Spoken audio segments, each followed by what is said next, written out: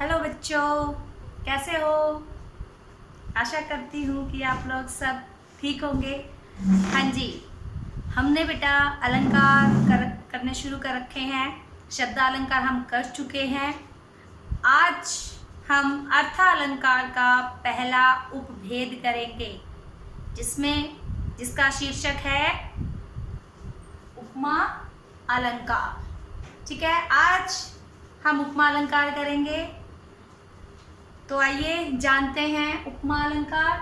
बेटा जी, उपमा उपमा का अर्थ होता है समानता के आधार पर तुलना। ठीक है, समानता के आधार पर तुलना। तो बेटा जी, इसकी परिभाषा क्या होगी?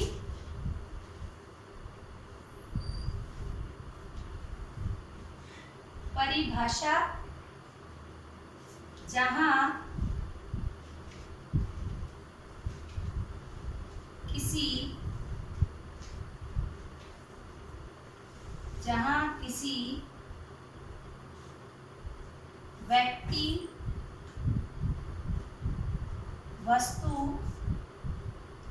किसी व्यक्ति वस्तु की तुलना अन्य व्यक्ति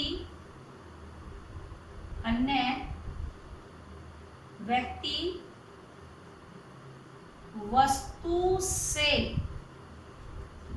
से किसके आधार पर की जाए? वस्तु से समानता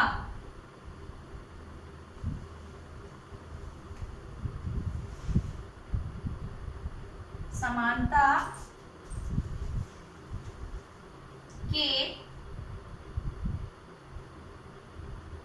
आधार पर की जाए।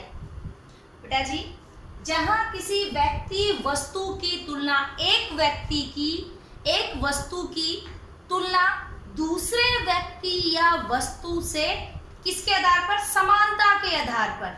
जैसे हमने पाठ पढ़ा दोपहरी, हमने कहा काली सड़कें तारकोल की अंगारों से जली पड़ी थी। अब काली सड़कें हैं, अब काली सड़कों की तुलना किससे की? अंगारों से की। ठीक है, अंगारों से की, तो अंगारों में और काली सड़कों में समानता के आधार पर तुलना की। यानी कि अंगारा कैसा होता है? लाल होता है, गर्म होता है ना? तो जो काली सड़कें हैं बेटा, सूर्य की तपन के कारण कैसी हो गई हैं? गर्म, अत्यधिक गर्म हो गई है, लाल हो गई है ना? कुछ गुणों के आधार पर, यानी कि उनमें समानता हमें नजर आई। क्या? जैसे कोयला भी क्या होता है? काला होता है, और सड़कें भी कैसी हैं? काली हैं, है ना? काला और काला, तो इसका मतलब क्या है? उनमें गुण समान है, यानी कि काला गुण। ठीक है, काला रंग। ठीक है, फिर जैसे ही काली सड़कों पर सूर्य की तपन पड़ती है तो वो कैसी हो जाती है? लाल, अंगारों के समान जल उठती है। लाल हमें दिखती नहीं है, लेकिन क्या है? वो जल उठती है, अंगारे के समान जल उठती है। और जैसे ही कोयले को हम आग में डालते हैं तो वो भी क्या होता है? अंगारा बन जाता है, बिल्कुल तप उठता है। तो यहाँ पर हो गई ना एक वस्तु की तुलना कुछ गुणों के आधार पर। तो बेटा, इसकी परिभाषा समझने के बाद इसके 4 अंग हैं उपमा अलंकार के। जब तक आप वो नहीं समझोगे चारों, तब तक आपको उपमा अलंकार समझ में नहीं आएगा। अगर वो चारों आपको समझ में आ जाते हैं तो बेटा न केवल उपमा अलंकार बल्कि रूपक और उत्प्रेक्षा अलंकार समझने में भी आपको बहुत आसानी होगी। तो आइए जानते हैं वो 4 अंग कौन से हैं। पहला है बेटा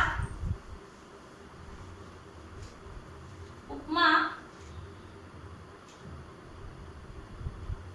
अलंकार के 4 अंग कौन से हैं?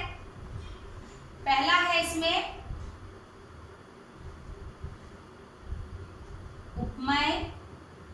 ठीक है, दूसरा है बेटा उपमान। तीसरा है बेटा इसमें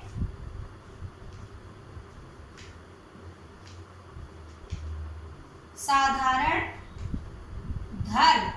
धर्म का मतलब होता है बेटा गुण। धर्म का मतलब होता है गुण। अभी मैंने बताया था, एग्जाम्पल दिया था काली सड़कों का, गुण के आधार पर बोला था। काली तारकोल की सड़कें कैसी है? काली है। और अंगारा भी कैसा होता है? पहले कोयला कैसा होता है? काला। तो उनमें गुण समान थे, है ना, काला रंग समान था, तो वही है धर्म का मतलब है गुण। तो बेटा चौथा क्या है इसमें? वाचक शब्द। वाचक शब्द। अब वाचक शब्द होते हैं उन दोनों में अंतर करने वाले शब्द, जैसे सी, सा, सरिस, समान, सी, सा, सरिस, समान, सरीखी। ठीक है, ये हो गया। उपमेय क्या होगा? आइए आप समझते हैं उपमेय। उपमेय किसे कहते हैं? उपमेय बेटा जिसकी तुलना की जाए। उपमेय जिसकी तुलना की जाए। अब हमने किसकी तुलना की थी? काली सड़कें तारकोल की। किसकी तुलना की? काली सड़कों की। ठीक है, तो काली सड़कें क्या हुई? उपमेय हुई। तो क्या लिखेंगे यहां पर? जिसकी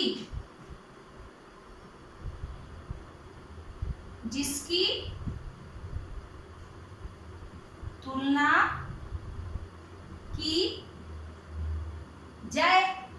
ठीक है, और उपमान क्या होगा? उपमान जिससे तुलना की जाए। अब काली सड़कों की तुलना हमने किससे की थी? अंगारों से की थी। ठीक है, तो उपमान क्या होगा? जिससे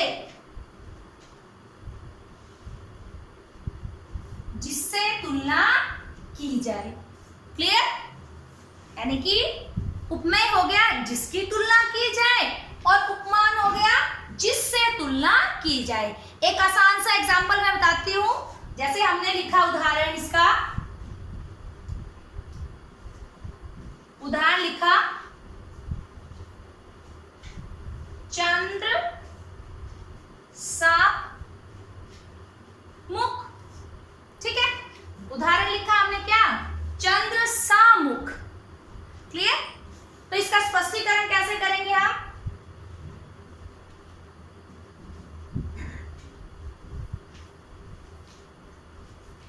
अब स्पष्टीकरण करने से पहले हम जान लेते हैं किसकी तुलना किससे हो रही है। इसमें उपमेय कौन सा है, उपमान कौन सा है, वाचक शब्द कौन सा है, या फिर साधारण धर्म कौन सा है। तो आइए जानते हैं। चंद्र सा मुख। अब हमारे पास क्या है? हमारे पास मुख है। मुख क्या हुआ? इसमें क्या हुआ? उपमेय जिसकी तुलना की जाए। किसकी तुलना कर रहे हैं हम? मुख की। जो वस्तु हमारे पास होती है बेटा, हम जो दुर्लभ चीज होती है उससे तुलना करते हैं। ठीक है, अब चांद बहुत दूर है, दुर्लभ है, ठीक है, जो हमें आसानी से ना प्राप्त हो और जो सुंदर भी है।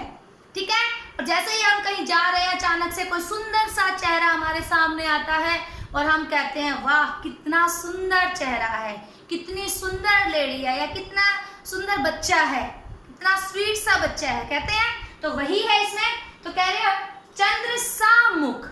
तो यहाँ पर मुख की तुलना किससे की? चंद्र से की। तो यहाँ पर मुख क्या हुआ बेटा?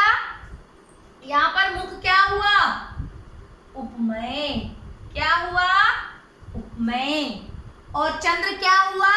जिसकी तुलना, जिससे की जाए। किससे कर रहे हैं आप? चांद से कर रहे हैं। तो चंद्र क्या होगा? उपमान। ठीक है, उपमान। अब इन दोनों में किस गुण के कारण? हमने कहा था ना, तीसरा क्या है? साधारण धर्म। किस गुण के कारण तुलना कर रहे हैं हम? क्या गुण नजर आया इन दोनों में हमें? वेरी गुड, सुंदरता का, क्योंकि ये दोनों हमें बहुत सुंदर लगे। तो इसमें क्या हुआ? साधारण धर्म। साधारण धर्म आ गया इसमें सुंदरता। क्या आ गया?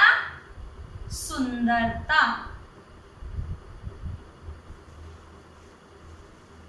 ठीक है, सुंदरता का गुण आ गया इसमें। अब बचा सा। सा क्या है हमारा? वाचक शब्द, यानी कि जिसके माध्यम से पहचानेंगे हम उपमा अलंकार को, कि उपमा अलंकार क्यों है इसमें। क्योंकि कई बच्चे तो वैसे ही पहचान लेते हैं इसमें कि चंद्र सा, इसमें सा आ गया, इसलिए कौन सा अलंकार है ये? उपमा। आप इस तरह भी पहचान सकते हो, लेकिन ये चीज क्लियर होनी चाहिए कि इसमें उपमेय कौन सा है और उपमान कौन सा है। ठीक है, तो हम किसकी तुलना कर रहे हैं? मुख की तुलना कर रहे हैं। किससे कर रहे हैं? चंद्र से कर रहे हैं। किस गुण के आधार पर? सुंदरता के गुण के आधार पर कर रहे हैं। और इसमें वाचक शब्द क्या है? सा। वाचक शब्द क्या है? सा।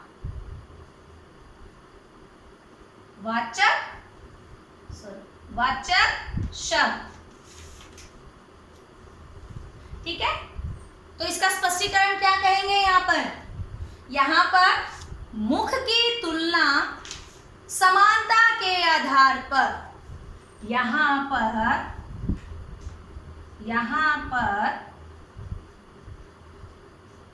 मुख की तुलना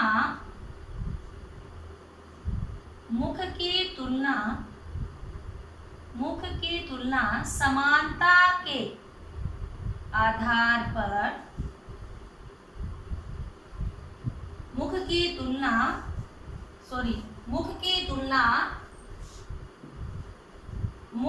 तुलना चांद से या चंद्र से किस आधार पर? सुंदरता की समानता के आधार पर, समानता के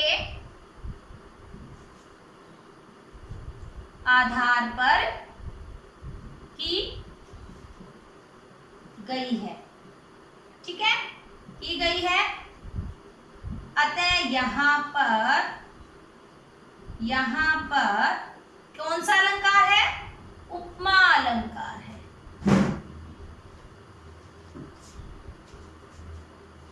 क्लियर? तो बेटा इसमें उपमेय उपमान का जो है, उपमेय उपमान का हमें पता होना चाहिए। जब हमें उपमेय उपमान का पता चलता है तो क्या होगा? तभी हमें उपमा अलंकार समझ में आएगा। ठीक है, तो इसमें चांद क्या है? उपमान है, जिससे हम तुलना कर रहे हैं, और जिसकी कर रहे हैं वो क्या है? मुख है। क्लियर बेटा?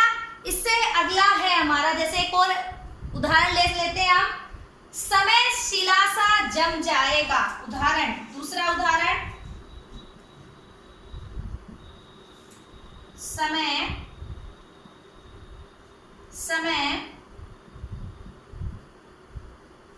शिला सा जम जाएगा। अब देखिए, शिला मतलब एक चट्टान, पत्थर बड़ा सा। और कब हमें लगता है कि समय रुक गया है? कब हम कहते हैं कि समय जो है बिल्कुल कट के ही नहीं दे रहा, ये रात इतनी लंबी हो गई है? या तो कोई हमारे ऊपर क्या होता है, कोई संकट आ जाता है या कोई दुर्घटना हो जाती है, तो ऐसा लगता है हमें जैसे ये समय रुक गया है, किसी ने रोक लिया है इसको, ये आगे ही नहीं बढ़ रहा। ठीक है, जब हमें क्या लगता है कि समय रुक सा गया है। तो यहाँ पर भी क्या आया? समय शीला सा। वहां पर भी क्या आया था? चंद्र सा। तो सा को भी देख के हम क्या कह सकते हैं कि यहाँ पर उपमा अलंकार है। तो इसमें भी यही कहेंगे कि यहाँ पर हमारे पास क्या है? शिला है, चट्टान है? नहीं, हमारे पास समय होता है। तो हम यहाँ पर क्या कहेंगे कि यहाँ पर शिला की तुलना किससे की गई है? समय से की गई है। ठीक है, समानता के आधार पर, यानी कि समय जम गया है, हमें ऐसा लगता है कि रुक गया है, ठहर गया है, ये आगे नहीं बढ़ रहा है। तो किससे की गई है? यहाँ पर शिला की तुलना किससे की गई है? समय कैसे की गई है। क्लियर बेटा?